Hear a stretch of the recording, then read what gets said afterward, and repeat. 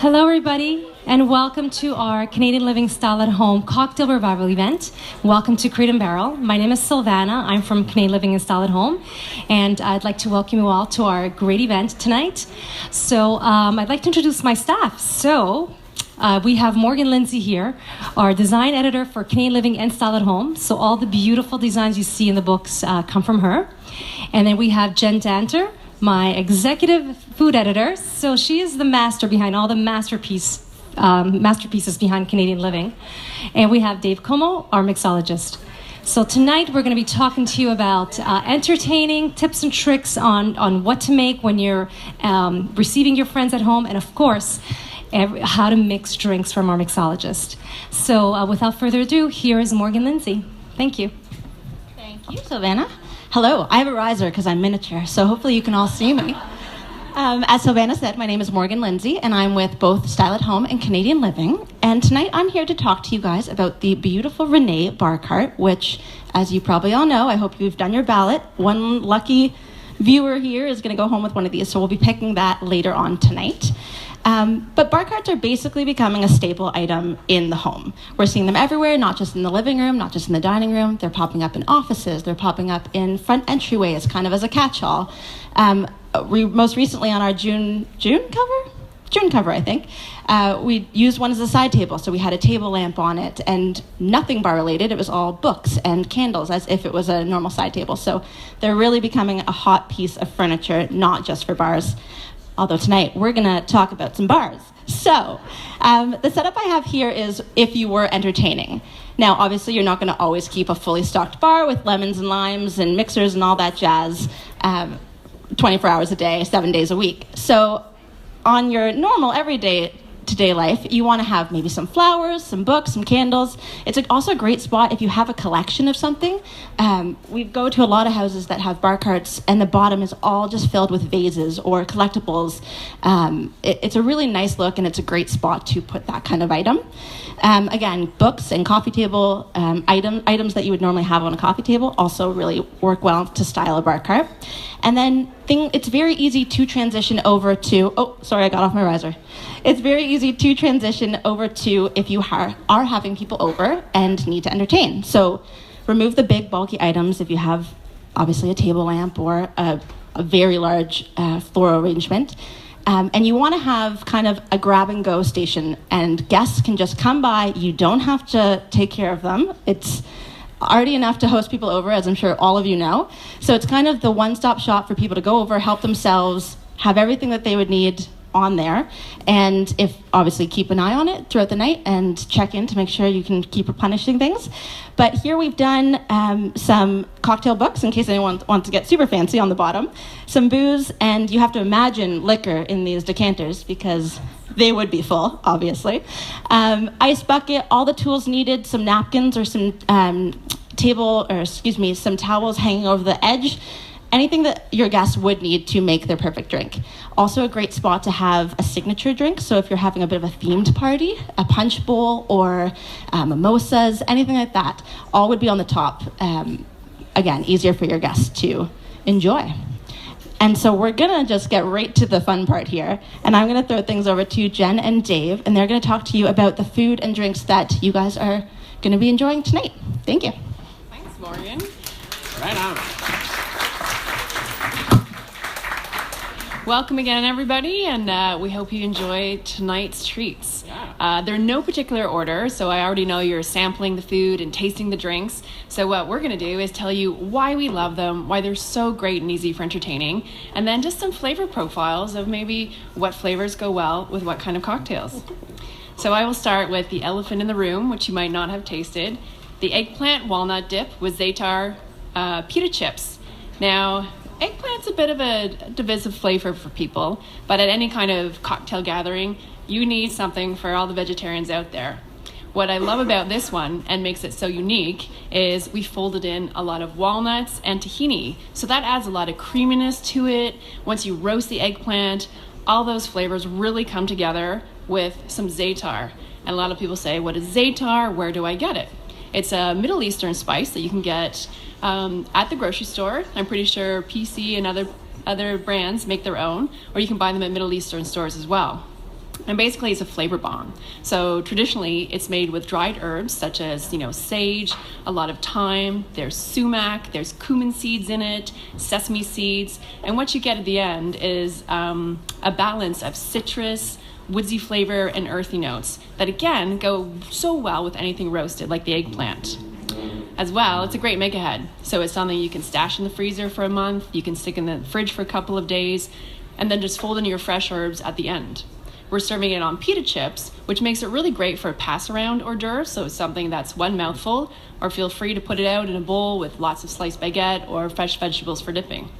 And tonight, we're pairing it with a berry mojito, and I'll let Dave take you away and show you how it's made. So I do see a couple of them in a few people's hands here. What we start with is a muddled blackberry and basil and a few pieces of ginger inside.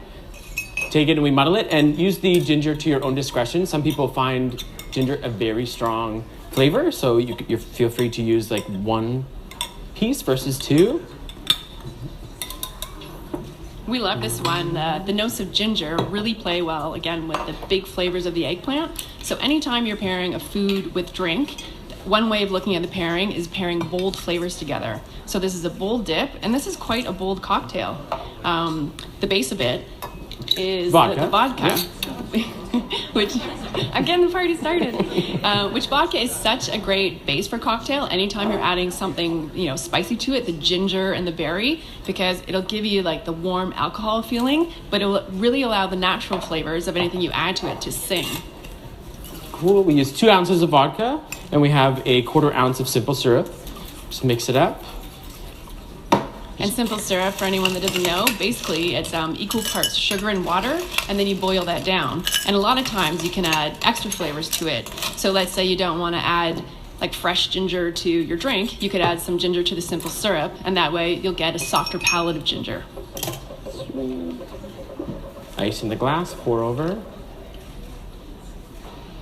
Cool. What are you going to garnish it with? We have the blackberries already inside. So, yeah.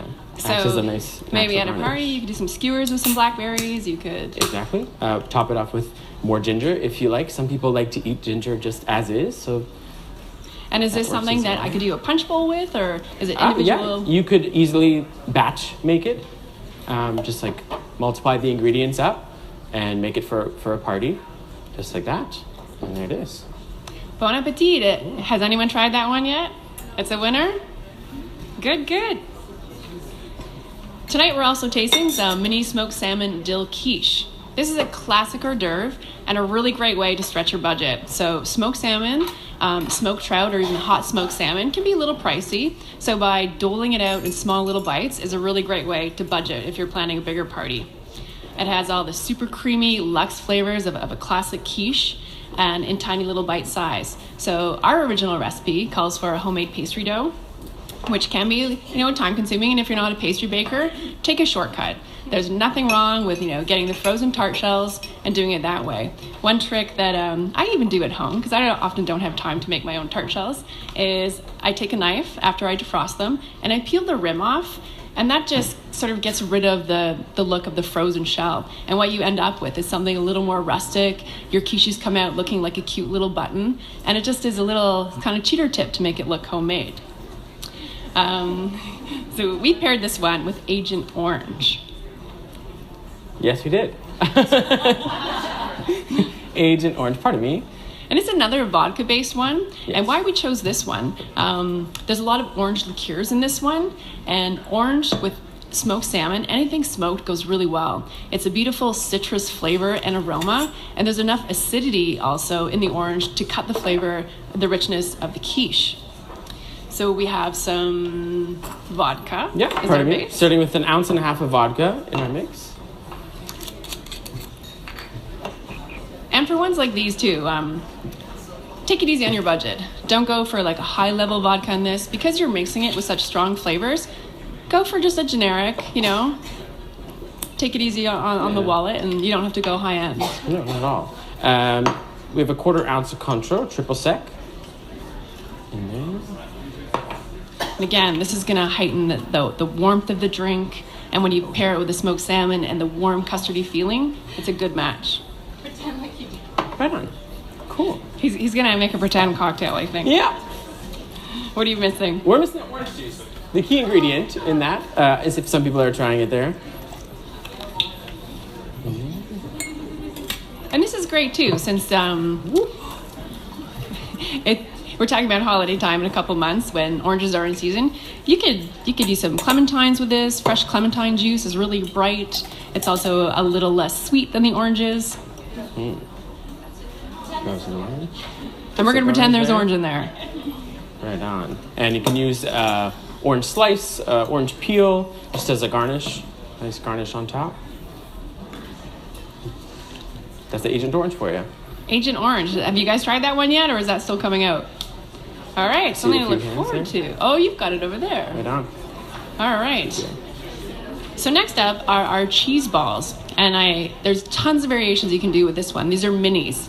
I think tonight you're tasting the bacon and pecan, but the one that I really love is the basil and lemon. So basically, this is a great stir together. It can be a last minute hors d'oeuvre that you're throwing together if you know that people are coming over in an hour or two or something, or it's something you can get the kids involved in too. It's basically goat cheese that's stirred together with some lemon peel and some fresh basil, rolled into tiny balls and served. So it's almost like a really savory cheese truffle, and you could turn it into an elegant truffle lollipop. If you had lollipop sticks kicking around, that way it's easy for guests to pick up and serve. The mix again, you can make this ahead, you can roll them, you can freeze them. It's really good for a hectic time of year to stash them in the fridge and then pull them out when guests come. And why I love the basil and lemon one is I would pair this with a French 75. Again, this is a classic cocktail. Soft cheeses, like goat cheese or cream cheese, anything like that goes really well with anything bubbly. So a champagne, a sparkling wine, that's just a natural mix to go with it. And it's made with a lemon simple syrup, which there's already lemon in your, Happy New Year. Hey. There's already lemon in the cheese balls. So again, when you're matching food with wine, you want to pair like flavors with like sometimes. So the whole lemon will come together and just a burst of freshness and brightness, which is a great counterbalance for the heavier shoved cheese. So we have, to begin, we have 1.5 ounces of gin. Use a 1/2 ounce of simple syrup and another 1/2 ounce of lemon juice. Just gonna cut up a lemon here. And what's great about the gin and the basil together, gin is naturally herbaceous. So if you're choosing, let's say Broker's gin or something that has a really floral note to it, the basil is gonna pair really, really well. I would not shell out for Dillon's with this. That has a sort of cucumber hue to it. But again, it's kind of like your basic classic gin would be a good staple for making this one.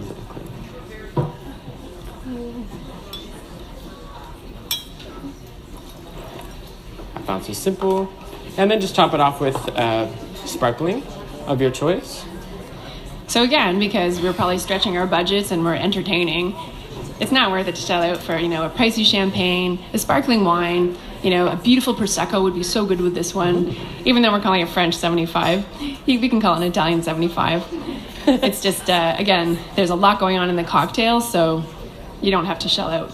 It dates back to about 1915 in New York bar in France is when it was developed. A New York bar in France, and now you're in Toronto tasting it. All over the world. Cosmopolitan. It's a classic. Okay, well, cheers to that one. Kind of whipping through this, but I know the bar cart winner is probably waiting anxiously. So the last of our savory appetizers tonight are honey ginger sriracha glazed wings.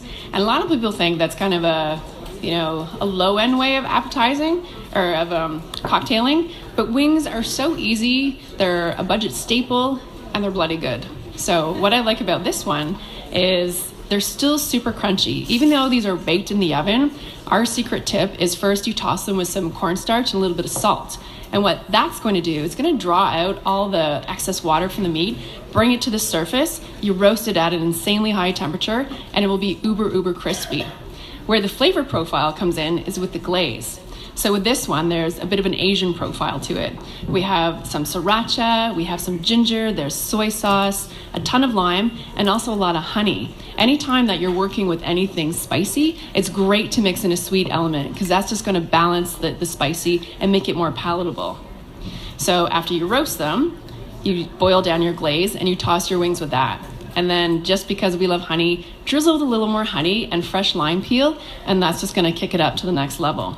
So classically, beer would be a great match with this, right? I mean, it's spicy and the sudsy beers are so great. But what we thought would be fun for tonight is the Clark Kent. Why these work, and I've actually never heard of this cocktail until tonight, so I was interested in it because it's a great pairing of lots of sweet juices and tart liqueurs. There's a pomegranate liqueur in it that kind of balances out. So basically what we're doing is we're taming the heat of the sriracha in this dish. And so again, when you're pairing, well, sometimes it's good to pair like with like. You want to counterbalance. So if you have a very strong heat flavor, it's good to go with something a bit sweet. Right on. So we have an ounce and a half of gin, and again, you feel free to peruse the shelf of gins. We're using a beef eater tonight. It's a half ounce of the pomegranate liqueur, and then we top it off with grapefruit juice, pineapple juice, and a white cranberry juice as well. Yeah. For the citrus lovers in the room. Have we tried the wings yet? Yeah? Were they a little spicy for you? Were they okay? Yeah? Oh, good. And again, that's an appetizer. That's a little tricky to make ahead. These ones are best straight out of the oven, so they're really hot and crispy. But my personal feeling is that food at room temperature, you actually taste the flavor a bit better. So anytime I entertain, I don't stress about getting it out hot to the table. Room temperature, I find definitely has a lot more flavor. So you've got all the juices for this one. The last one, grapefruit juice here. And you're also free to top it off with a soda. And looking online, there are a lot of different variations to this drink.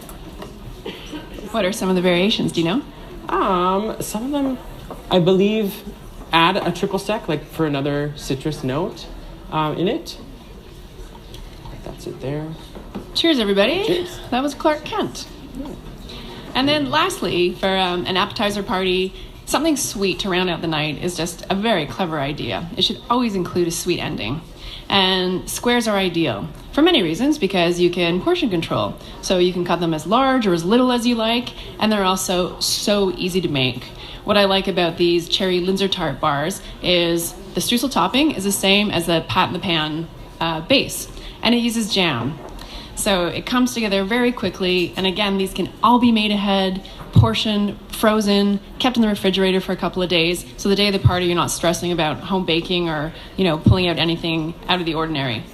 And we paired this with a dark and stormy, which is one of my personal favorite drinks, and I love this for so many reasons. Rum really loves stone fruits, so cherries are a great pairing with it. Right now, peaches are so good, and even though it's jam, the sort of butterscotchy, buttery flavor of the rum really plays well with it. And there's also, the dark and stormy is mixed with ginger beer, if I'm correct. Yeah, that's right. So again, we get a punch of ginger. Anything fruit loves ginger. And the lime just complements the sweetness, but it also cuts the richness. Yeah. So originally, dark and stormy was associated with the sailing community. As for Gosling's darker rum, they use dark N apostrophe stormy, and according to the International Bartending Association, there's 2 apostrophes just to associate the 2 different names. Fill up your Collins glass with ice. We do an ounce of lime juice. And traditionally, this drink is a layered drink. So it's neat to have the kind of thundercloud brewing above. So we finished the drink off with the dark rum. My personal favorite is a Gosling's. You could do like a Bacardi Black. We do have an Appleton's here tonight. So we have the...